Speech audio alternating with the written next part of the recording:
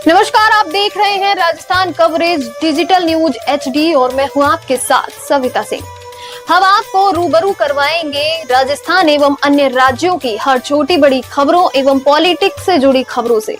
तो चलिए देखते हैं क्या है आज की खास खबरें। भारतीय जनता पार्टी का कोटा में विरोध प्रदर्शन व रैली का हुआ आयोजन। पीएम मोदी के माताजी के खिलाफ अभद्र भाषा का विरोध। कोटा। पीएम मोदी के माताजी के खिलाफ अभद्र भाषा के प्रयोग के विरोध में आज भारतीय जनता पार्टी कोटा शहर व देहात ने विरोध प्रदर्शन व रैली का आयोजन कर जताया विरोध। जिला अध्यक्ष राकेश जैन ने बताया कि कांग्रेस नेता राहुल गांधी व राजद नेता सानिध्य में बिहार चुनाव में आयोजित चुनावी यात्रा रैली के दौरान प्रधानमंत्री नरेंद्र मोदी की माताजी के खिलाफ अभद्र भाषा का प्रयोग किया गया है। इससे पूरा देश आक्रोशित है। आम जनमानस की भावना को ठेस पहुंचाने का कार्य किया गया है। इसी कड़ी में भारतीय जनता पार्टी कोटा शहर व देहात के संयुक्त तत्वाधान में सोमवार दोपहर 1 बजे सर्किट हाउस कोटा पर एकत्रित होकर कलेक्ट्रेट कोटा तक रैली निकालकर विरोध प्रदर्शन किया गया और जिला कलेक्टर को ज्ञापन सौंपा गया है। जिंदाबाद जिंदाबाद बलंगा शर्मा जिंदाबाद जिंदाबाद जिंदाबाद बलंगा राठौर जिंदाबाद जिंदाबाद जिंदाबाद बदलाजी मीणा जिंदाबाद जिंदाबाद जिंदाबाद।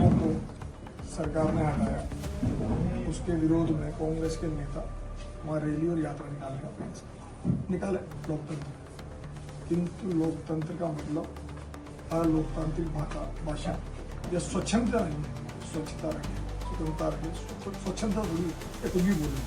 इस तरह की अभद्र भाषा का जिस तरह से प्रयोग कांग्रेस के नेताओं ने बिहार में किया है, उसके लिए भारतीय जनता पार्टी पूरा देश प्रदेश और कोटा में शहर मिलकर उनके शब्दों में निर्माण करता है और आपके माध्यम से राष्ट्रपति मोदी के एक ज्ञापन देता है जिसमें इस तरह के शब्दों का अगर कोई वापस प्रयोग करे तो उस पर कठोर से कठोर और सख्त से सख्त कार्रवाई।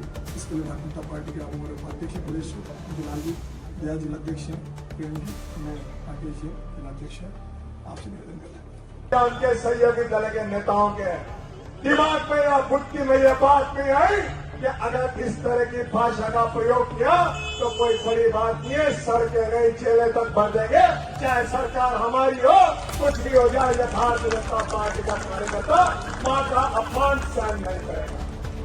आज की यह रैली सिर्फ एक जलवा है।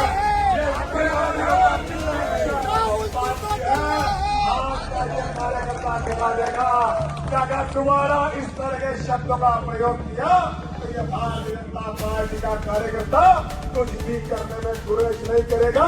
अगर हो सका तो हम खुद अपने हाथ में कानून लेने से पीछे नहीं हटेंगे, क्योंकि ये माँ जिसने हमें पूजा है, जिसने हमें जन्म दिया है, जिस माँ की कोख में हम जन्म दिया है, अगर उस माँ को कोई गाली देगा तो हम गाली सहन नहीं करेंगे।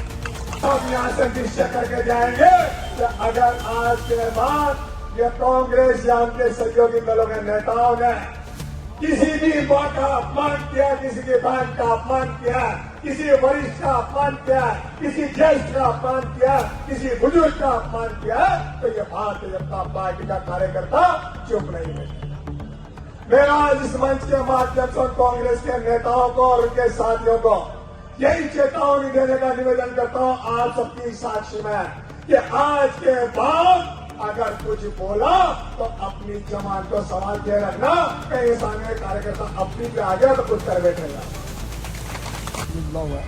मुझे तो ये समझ नहीं आ रहा कि जो इस तरह की भाषा बोल रहा था उसने भी किसी न किसी माँ के बहुत से जन्म लिया और माँ को गाली देना, बहन को गाली देना, वरिष्ठ को गाली देना, ज्येष्ठ को गाली देना, पिता तुल्य व्यक्ति को गाली देना, ये उनके भी जो वरिष्ठ हो जिनने उनको आज उनकी माँ उनके पिता ये सोच के परेशान हुआ कि हमने कैसी संतान को जन्म दिया जो माँ को गाली दे रहे हैं और वरिष्ठ को गाली दे रहे हैं। उनके द्वारा 140 करोड़ देशवासियों को नेतृत्व करने वाले भारत के यशस्वी प्रधानमंत्री नरेंद्र जी मोदी के लिए जिस तरह का शब्दों का प्रयोग किया वो सिर्फ मोदी जी का ही नहीं, पूरे 140 करोड़ देशवासियों का अपमान।